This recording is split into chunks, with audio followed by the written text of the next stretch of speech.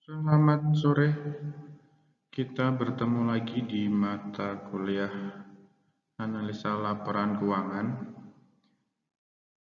Pada pertemuan kali ini, kita akan belajar tentang yang namanya rasio likuiditas. Kemarin minggu lalu, kita sudah belajar yang namanya rasio profitabilitas. Sekarang kita akan belajar apa itu rasio likuiditas, macamnya ada berapa, cara ngitungnya gimana, nanti akan dibahas satu persatu.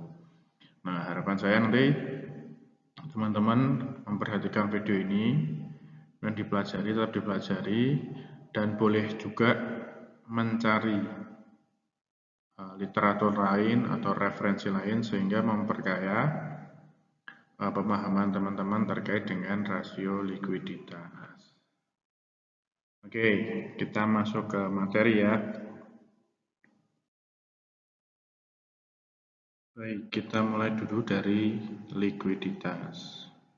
Nah, likuiditas sendiri merupakan kemampuan suatu perusahaan untuk memenuhi kewajiban finansialnya yang segera harus dilunasi. Nah, likuiditas ini merupakan salah satu aspek keuangan yang penting untuk dianalisis atau dianalisa. Kenapa?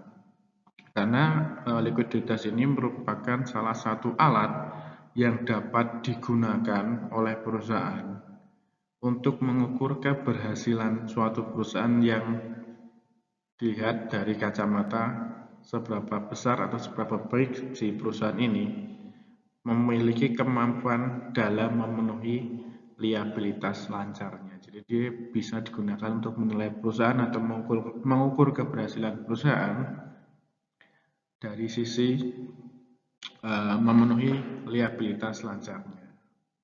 Nah, likuiditas sendiri ini menjadi salah satu faktor yang bisa menentukan seberapa sukses atau seberapa besar gagalnya sebuah perusahaan.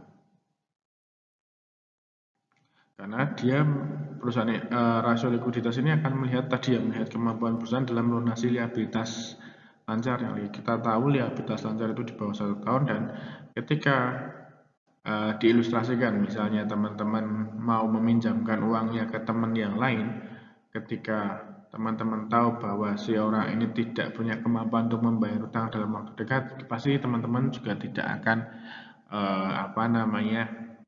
mau memberikan pinjaman, karena membayar secara cepat itu sangat diperlukan untuk hal kaitannya dengan pinjam meminjam. Nah, likuiditas ini menjadi nilai tambah perusahaan ketika perusahaan secara kemampuan mampu untuk melunasi liabilitas lancarnya, baik yang segera jatuh tempo atau liabilitas jangka panjang yang jatuh tempo, atau liabilitas lancar secara umum yang mana jatuh temponya jelas di bawah 1 tahun atau 1 siklus akuntansi. Nah, itu jadi sangat penting buat perusahaan karena dilihat oleh pihak-pihak eksternal yang mau memberikan pinjaman kepada perusahaan. Ini tidak hanya berlaku dalam pinjaman dalam bentuk tunai ya, misalnya supplier melihat customernya, customer saya likuiditasnya jelek, dia mau order ke saya sekian ratus juta atau sekian ratus atau berapa puluh M misalnya. Ketika si suppliernya melihat likuiditas customernya jelek, maka dia pasti akan berpikir ulang untuk memberikan sales dalam bentuk besar, dalam nilai yang besar, dalam jumlah yang besar. Karena bisa di tracking likuiditas sebuah perusahaan. Kalau kita berbicara perusahaan yang listing di bursa ya, karena segala informasi itu pasti tercantum di laporan keuangan ya, maka ini menjadi hal yang penting bagi perusahaan.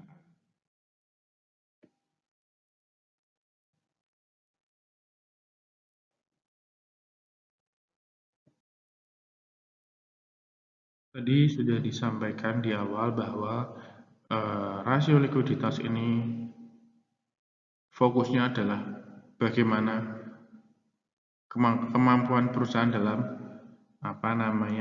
menyelesaikan liabilitas jangka pendeknya. Ini penting.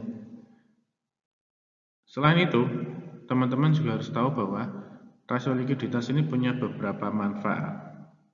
Yang pertama adalah mengukur kemampuan perusahaan membayar kewajiban atau utang yang segera jatuh tempo pada saat ditagih. Ingat bahwa utang jangka panjang yang jatuh tempo itu juga dinamakan liabilitas lancar. Jadi bukan hanya utang yang di bawah 1 tahun atau dalam satu siklus akuntansi, tapi juga utang jangka panjang yang jatuh tempo. Di mana di sini artinya bahwa dia mengukur kemampuan untuk membayar kewajiban yang sudah waktunya dibayar. Misalnya, dia akan dilihat kemampuannya untuk membayar kewajiban yang sudah waktunya dibayar sesuai dengan jadwal batas waktu yang telah ditetapkan. Tadi jangka panjang, utang jangka panjang yang jatuh tempo kan sudah jelas tanggalnya. Nah, ini mampu tidak perusahaan menyelesaikan liabilitas ini. Dan yang kedua adalah untuk mengukur kemampuan perusahaan membayar kewajiban jangka pendek dengan aset lancar secara keseluruhan. Artinya, jumlah kewajiban yang berumur di bawah 1 tahun atau sama dengan 1 tahun dibandingkan dengan aset lancarnya. Mampu tidak aset lancar perusahaan menyelesaikan liabilitas lancar? Karena kita berbicara liabilitas lancar dan aset lancar kalau rasio likuiditas.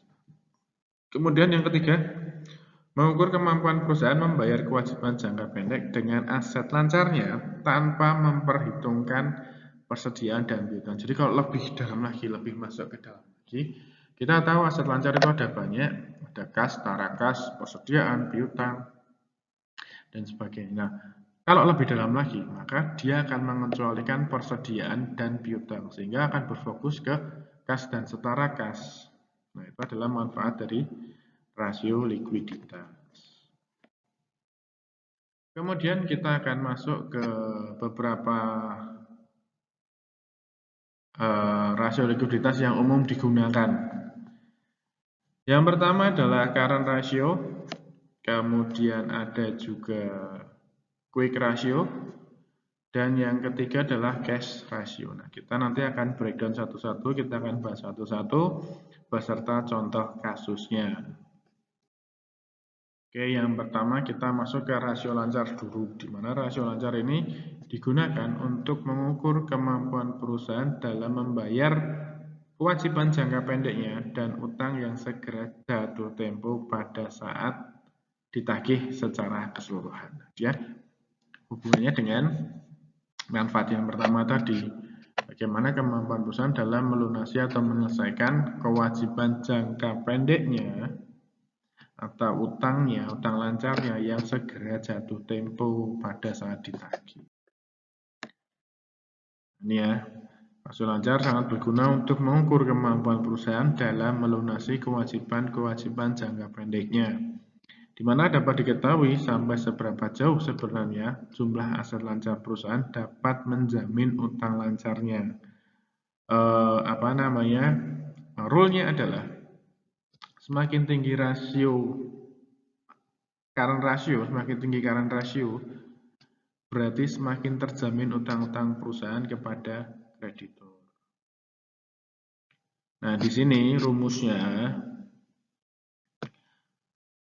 untuk menghitung current ratio atau rasio lancar dengan cara membandingkan total aset lancar terhadap total utang lancar. Jadi, total aset lancar dibandingkan atau dibagi utang lancar. Dimana kalau kita berbicara aset lancar, itu berarti aset perusahaan yang dapat dijadikan uang dalam waktu singkat.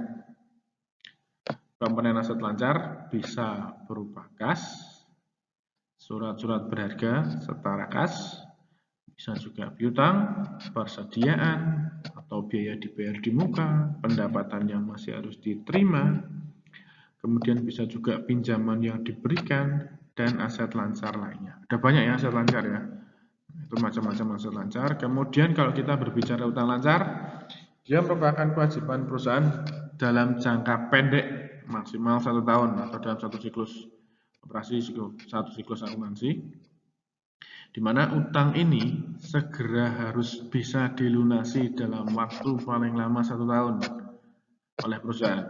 Nah, apa saja komponen utang lancar? Harusnya teman-teman masih ingat, bisa berupa utang dagang. Utang dagang, teman-teman yang sudah bekerja kan tahu biasanya utang dagang itu atau utang usaha itu berapa lama temponya. Nah, itu biasanya di bawah 1 tahun. Nah, itu masuk komponen utang lancar. Kemudian utang bank yang 1 tahun atau yang jatuh tempo, utang wesel, utang gaji, utang pajak, utang dividen juga bisa. Kemudian biaya diterima di muka, kemudian ada utang jangka panjang yang sudah hampir jatuh tempo, serta utang jangka pendek lainnya. Nah, ini rumusnya tadi yang aset lancar dibagi utang lancar. Nah, secara umum dapat dikatakan bahwa current ratio kurang dari 2:1 atau 200% itu dianggap kurang baik.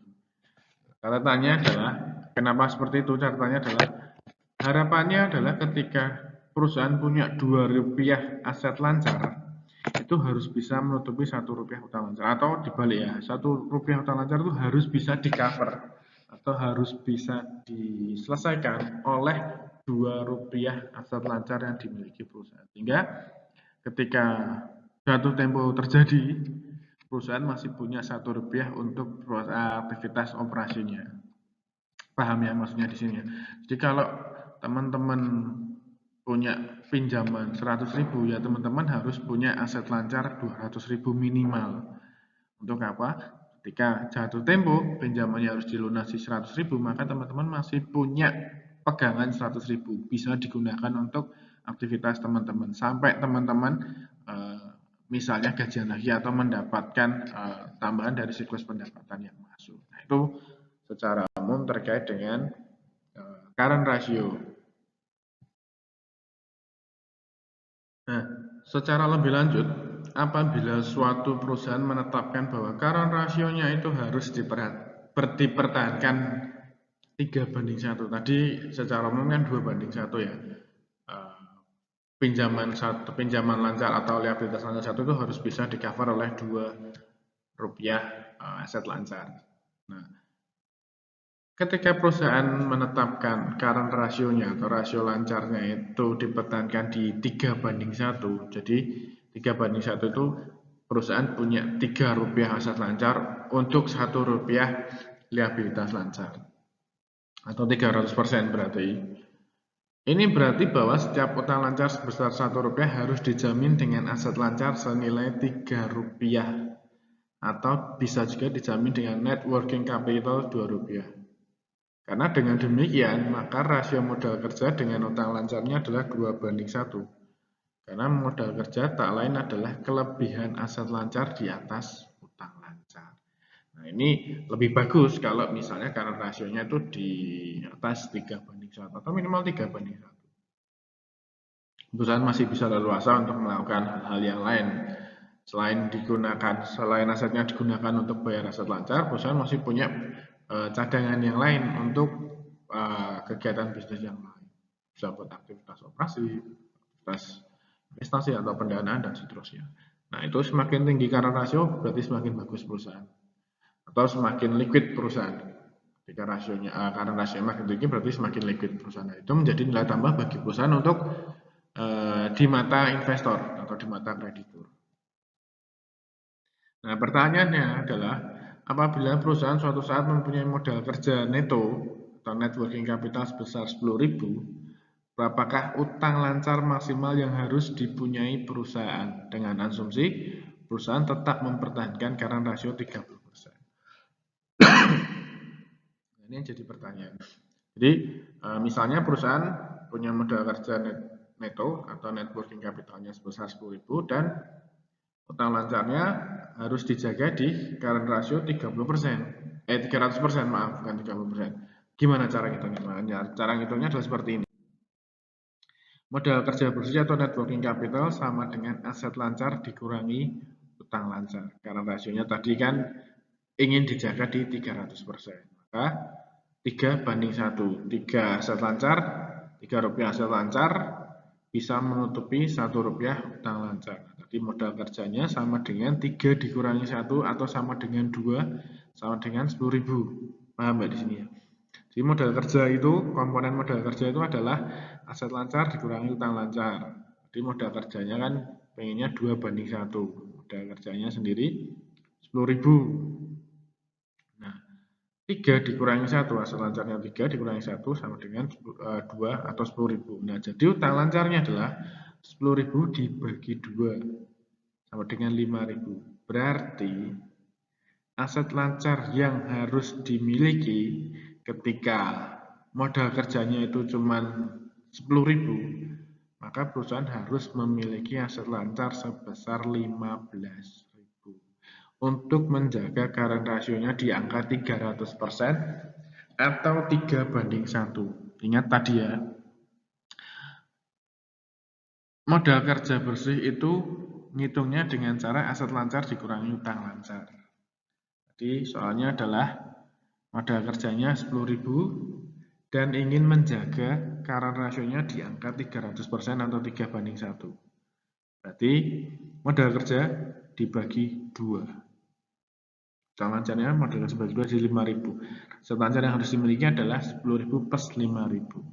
Jadi dengan net working capital 10.000, perusahaan harus punya aset lancar 15.000 agar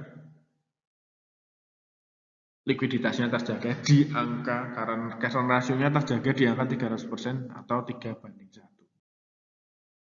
Jadi di neracanya akan seperti ini. Aset lancarnya 15.000, utang lancarnya 5.000 dan net working capitalnya 10.000. Jadi utang lancar maksimalnya kalau net working capitalnya 10.000 adalah di angka 5.000 sehingga current ratio-nya terjaga di 300% atau 3:1.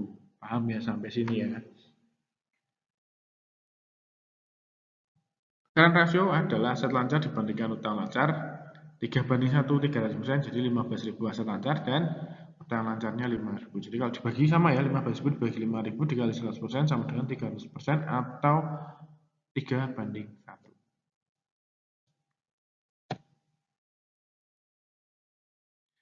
Jika utang lancar perusahaan tersebut 6.000, sedangkan modalnya 10.000, berapakah current ratio-nya? Nah, kita lihat perhitungannya. Ini yang diketahui adalah utang lancarnya diketahui 6.000, kalau tadi utang lancarnya tidak diketahui, modal kerjanya juga sudah diketahui 10.000, berapa current ratio-nya.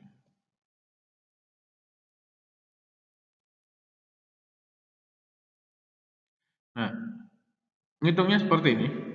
Jadi net working capital sama dengan aset lancar dikurangi utang lancar. Tadi diketahui aset lancar net working capital sama dengan aset lancar sama dengan net working capital ditambah utang lancar. Net working capitalnya tadi sudah diketahui 10.000. Kemudian utang lancarnya 6.000. Berarti kalau di neraca diilustrasikan aset lancarnya 16.000. Karena dari 10.000 tadi ya net working capitalnya 10.000, utang lancarnya 6.000. Di neraca aset lancar 16.000, utang lancarnya 6.000 dan modal kerjanya 10.000. Sehingga current ratio-nya adalah 16.000 dibagi 6.000. 16.000 ya aset lancar. Aset lancarnya. Jadi current ratio kan rumusnya aset lancar dibagi utang lancar. Ya, 16.000 dibagi 6.000 dikali 100%, hasilnya adalah 267%, 267% atau 2,67 saja juga tidak apa-apa, rasionya 2,67. Ini masih cukup bagus karena untuk 267 rupiah rupiah aset lancar perusahaan bisa digunakan untuk menutupi utang lancarnya sebesar 6.000. Kemudian selanjutnya adalah rasio cepat atau quick ratio. Nah, rasio ini biasa juga disebut dengan rasio sangat lancar. Dia merupakan rasio yang menunjukkan kemampuan perusahaan dalam memenuhi atau membayar kewajiban atau utang lancar dengan aset lancar tanpa memperhitungkan nilai persediaan. Kalau tadi current ratio atau rasio lancar, itu seluruh aset lancar yang digunakan. Nah, kalau rasio cepat atau quick ratio itu menghilangkan persediaan.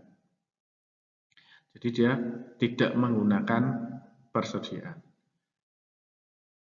Nah, rumusnya adalah aset lancar dikurangi persediaan dibagi utang lancar. Beda tipis dengan yang tadi ya.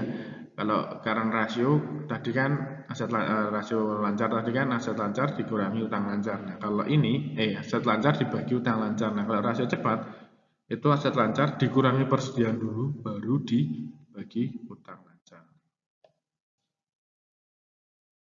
Nah, ini karena untuk mendapatkan kepastian yang lebih besar.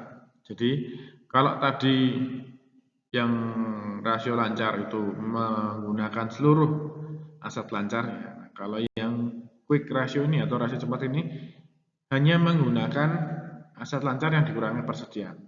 Untuk apa? Untuk mendapatkan kepastian yang lebih besar. Nah, kita sering mengukur tingkat likuiditas suatu perusahaan selain current ratio dilengkapi dengan menggunakan quick ratio atau biasa juga disebut acid test ratio sebagai alat pengukurnya. Dalam hal ini kita hanya mengambil elemen aset lancar yang mempunyai tingkat likuiditas tinggi untuk dibandingkan dengan current liabilities. Misalnya kas, efek, dan piutang itu bisa langsung dikonversi. Tapi kalau persediaan kan harus dijual dulu. Dalam persediaan tidak diperhitungkan karena persediaan merupakan harta lancar yang paling tidak lancar. Jadi aset lancar yang paling tidak lancar itu persediaan. Karena butuh waktu untuk menjualnya. Dan tidak selalu bisa langsung menghasilkan uang tunai. Bahkan kalau kita berbicara kalau kita berbicara produk-produk consumer good gitu ya. Ketika kita berbicara produk consumer good, kita jual ke kita dari distributor, kita jual ke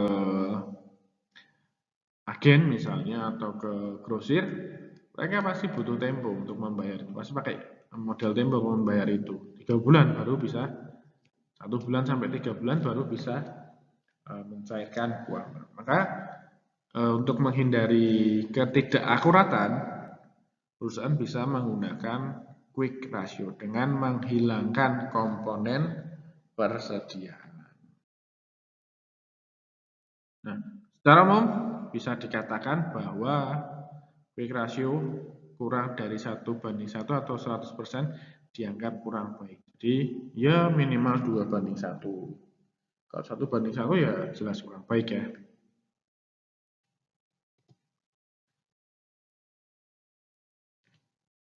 Nah, rasio ini sendiri merupakan ukuran kemampuan perusahaan dalam memenuhi kewajiban-kewajibannya dengan tidak memperhitungkan persediaan. Tadi ya sudah disampaikan. Karena persediaan memerlukan waktu yang relatif lama untuk direalisir menjadi uang kas, walaupun kenyataannya mungkin persediaan lebih liquid dari piutang. Pada kenyataannya ya.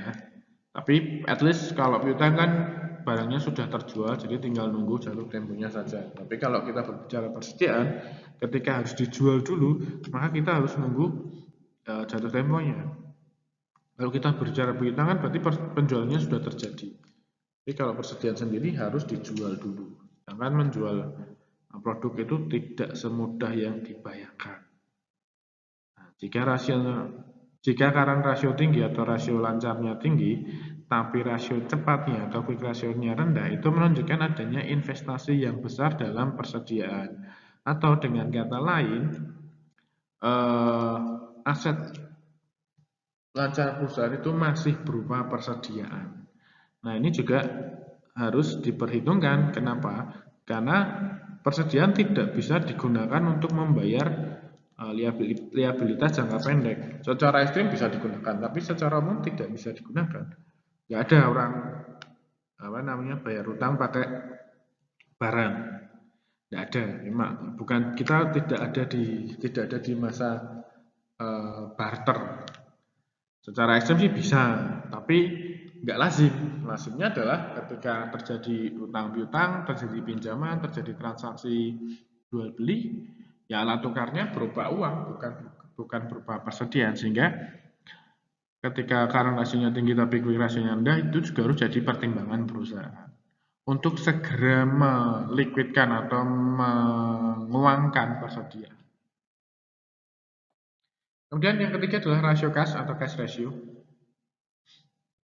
Nah, cash ratio ini digunakan untuk mengukur jumlah kas yang tersedia dibandingkan dengan utang lancarnya lebih dalam lagi ya, lebih masuk lagi ya. Kalau tadi rasio lancar itu semua aset lancar, kemudian quick ratio atau rasio cepat tadi cuma menghilangkan persediaan. Maka ini lebih fokus lagi ke kas. Di pengertian kas kadang-kadang diperluas dengan setara kas. Jadi kas plus setara kas meliputi surat berharga yang mudah diperjualbelikan. Ini lebih dalam lagi, lebih komprehensif lagi untuk menilai rasio likuiditas. Seberapa likuid perusahaan dinilai dari jumlah kas. Nah, rumus perhitungannya adalah kas plus surat berharga dibagi utang lancar. Ini rasio kas.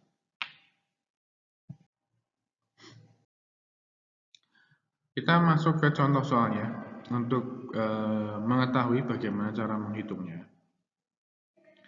Misalnya kalau melihat laporan keuangan total aset lancarnya tahun 2010 dan tahun 2011. Total aset lancar 1640 pada tahun 2010 dan 1350 pada 2011. Kemudian total utang lancarnya, persediaannya, kita ngomongin persediaan, itu 750 2010 dan 2011 750. Kemudian cash on hand 250 pada 2010 dan 2011 260. Cash in bank-nya 350 di 2010 dan 300 di 2011. Kemudian saham yang diperjualbelikan 2010 100 dan 2011 100. Hitunglah current ratio 2010 dan 2011, quick ratio 2010 dan 2011, dan cash ratio 2010 dan 2011. Kita akan lihat contoh perhitungan. Tadi current ratio rumusnya adalah aset lancar dibagi utang lancar 2010 ya, kita ke 2010 dulu ya. Aset lancarnya tadi 1640, kemudian utang lancarnya 750, sehingga current ratio-nya adalah 219%. Kemudian kita masuk lebih dalam lagi ke rasio cepat dengan menghilangkan persediaan.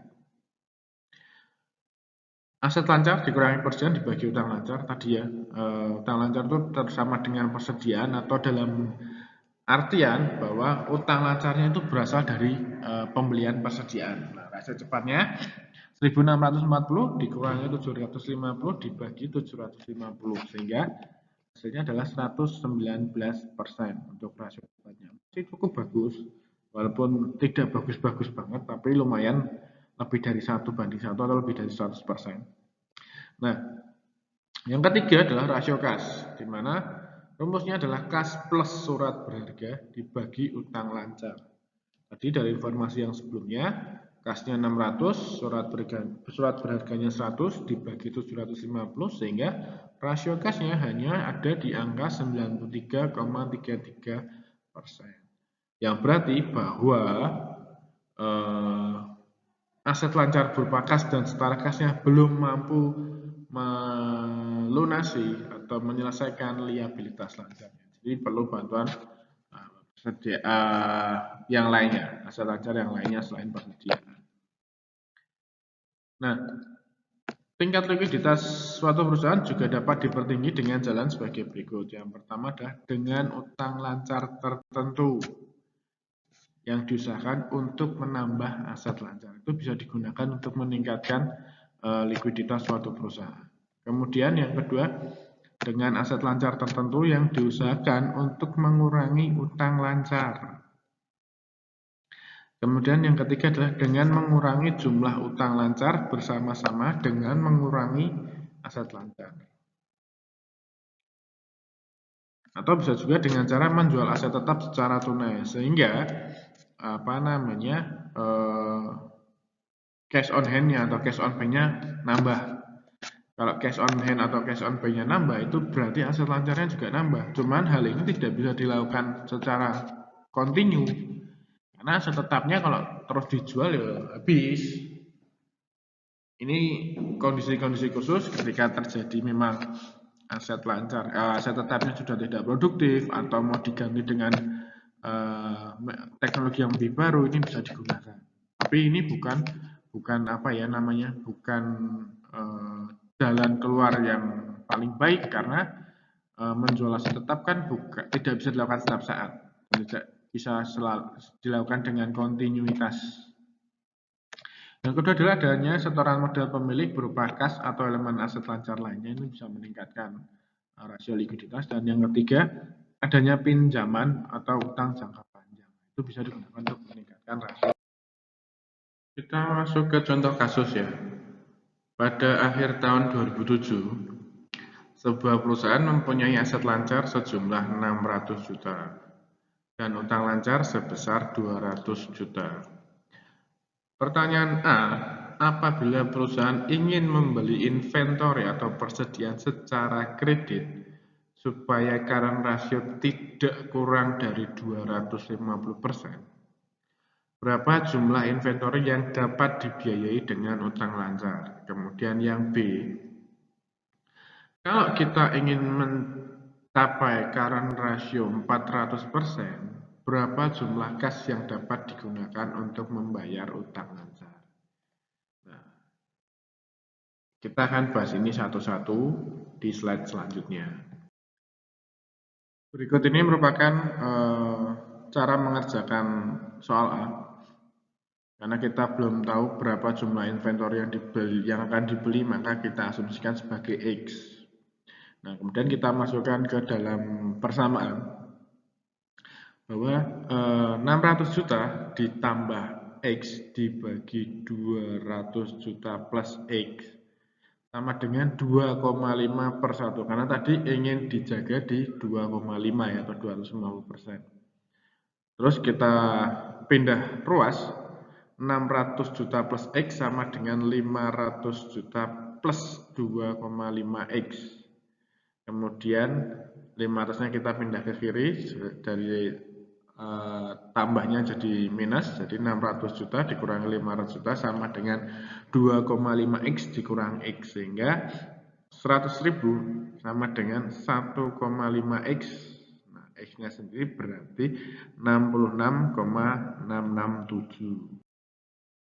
Kita buktikan, ketika perusahaan ingin membeli persediaan dengan cara kredit, akan tetapi current ratio yang diinginkan itu hanya di 250%. Sehingga kita masukkan rumusnya, aset lancar sama dengan utang lancar, 600 juta ditambah 66,667, 66.667 dibagi 200 juta plus 66.667, ini dalam dikurangi ya nolnya ya, sama dengan 250. Nanti kalian bisa coba sendiri. Kemudian untuk menjawab yang B, diasumsikan jumlah kas yang dibayarkan adalah X, sehingga sama pakai persamaan matematis, sehingga hasilnya sama 66.667. Nah, silakan dibuktikan. Hasilnya sama 400%. Itu untuk perhitungannya. Catatan penting yang perlu teman-teman ketahui dan pahami, kita berbicara quick ratio. Jika rata-rata industri untuk quick ratio adalah 1,5 kalinya, di 1,5 kali berarti 150% atau 1,5 kali. Kalau berbicara rasio 1,5 kali, kalau berbicara persentase adalah 150%. Maka godaan perusahaan lebih baik dari perusahaan lain. Kenapa? Karena kondisi ini menunjukkan bahwa perusahaan tidak harus menjual persediaannya bila hendak melunasi utang lancar. Ingat, quick ratio itu mengeluarkan persediaan dari aset lancar, sehingga asumsinya perusahaan bisa melunasi utang lancarnya tanpa harus menjual dulu persediaannya, tapi bisa juga menggunakan. Jadi selain cash on hand atau cash on bank, perusahaan juga bisa menjual surat berharga atau penagihan piutang, yang mana itu jauh lebih liquid daripada harus menguangkan persediaannya lebih dulu. tadi sudah dibahas di awal ketika kita bicara persediaan itu lebih lama untuk menjadi gas karena harus dijual dulu. Kalau kita harus jual dulu, kita harus cari customernya dulu. Belum tentu kita dapat customernya mau beli by cash misalnya, atau jangankan beli by cash, beli aja belum tentu mau. Syukur-syukur dapat yang beli by cash. Tapi kalau misalnya dapat customer yang mau beli, biasanya kalau kita berbicara nominal yang cukup besar, di atas puluhan juta gitu pasti akan minta tempo pembayarannya. Nah itu berarti akan sangat susah untuk meliquidkan persediaan. Sehingga kalau kita berbicara quick ratio, ketika quick ratio-nya di atas 1,5 kali, maka itu sudah sangat bagus. Berarti perusahaan bisa melunasi atau menyelesaikan kewajiban jangka pendeknya atau kewajiban liabilitas lancarnya menggunakan quick ratio ini. Tapi catatannya, jika rasio ini di bawah rata-rata industri, artinya keadaan perusahaan lebih buruk dari perusahaan lainnya. Dia harus menjual persediaan dulu baru bisa membayar utang atau liabilitas lancarnya. Kalau terkait dengan cash ratio, rata-rata industri untuk cash ratio itu ada 50%. Jika ya kita berasumsi jika rata-rata industri untuk cash ratio ada 50%, maka keadaan perusahaan lebih baik dari perusahaan lain. Tadi kan di atas semua ya, di atas 50% semua. Nah, catatannya adalah ketika cash ratio-nya tinggi, terlalu tinggi, itu juga kurang bagus buat perusahaan. Kenapa? Karena ada dana yang nganggur. Dananya nganggur, tidak diapa-apakan, dana nganggur, dana yang tidak berkembang, dana tidak menghasilkan apa-apa. Nah ini harusnya dihindari oleh perusahaan ketika cash ratio-nya tinggi. Kalau cash ratio-nya tinggi berarti dananya ya cuma ada di brankas atau ada di bank. Itu tidak memberikan benefit apa-apa buat perusahaan. Perusahaan tidak akan bisa berkembang dengan dana yang ngendon seperti itu. Maka akan lebih baik ketika cash ratio-nya ya cukupan saja 50% atau 50% lebih sedikit, tidak masalah. Yang penting dananya tidak ada yang nganggur sehingga dananya bisa bekerja. Kemudian ada beberapa tambahan, ada 2 tambahan. Yang pertama adalah rasio perputaran kas, di mana rasio perputaran kas ini berfungsi untuk mengukur tingkat kecukupan modal kerja perusahaan yang dibutuhkan untuk membayar tagihan dan membiayai penjualan. Yang artinya bahwa rasio ini digunakan untuk mengukur tingkat ketersediaan kas guna membayar tagihan atau utang dan biaya yang berkaitan dengan penjualan. Nah, kita berbicara dengan perputaran kas. Rumusnya untuk rasio perputaran kas, penjualan bersih dibagi modal kerja bersih. Ini rumusnya ya. Oke, kita lihat informasinya terkait dengan angka-angka yang dibutuhkan. Penjualan bersih di tahun 2010 itu 5.950, kemudian di tahun 2011 menurun menjadi 5.550. Kemudian total aset lancarnya, current asetnya di tahun 2010 itu 1.640. Sedangkan di tahun 2011 itu 1.340. Sedangkan total utang lancarnya itu di 2010 750 dan di 2011 750. Pertanyaan yang harus dijawab adalah berapa rasio perputaran kas pada tahun 2010 dan 2011?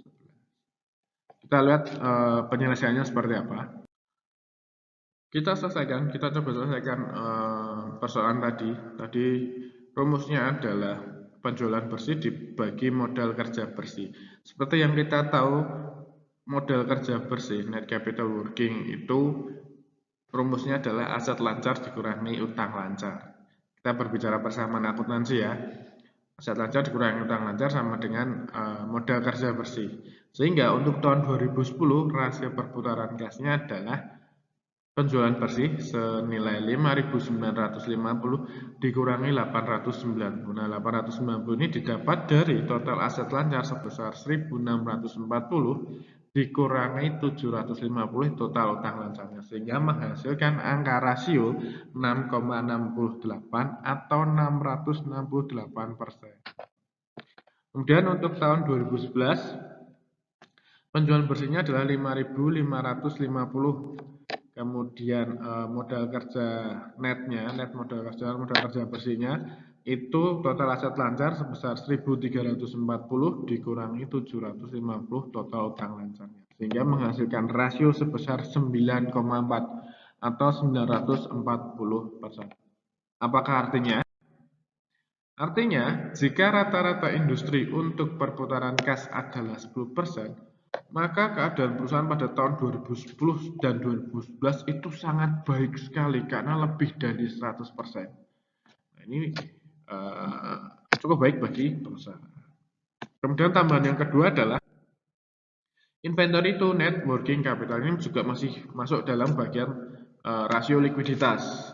Nah, inventory to net working capital merupakan rasio yang digunakan untuk mengukur atau membandingkan antara jumlah persediaan yang ada dengan modal kerja perusahaan. Dia akan membandingkan persediaan dan modal kerja perusahaan, di mana modal kerja tersebut terdiri dari pengurangan tadi aset lancar dan utang lancar. Rumusnya untuk inventory to net working capital, persediaan dibagi aset lancar dikurangi liabilitas lancar. Kita masuk ke contoh soal.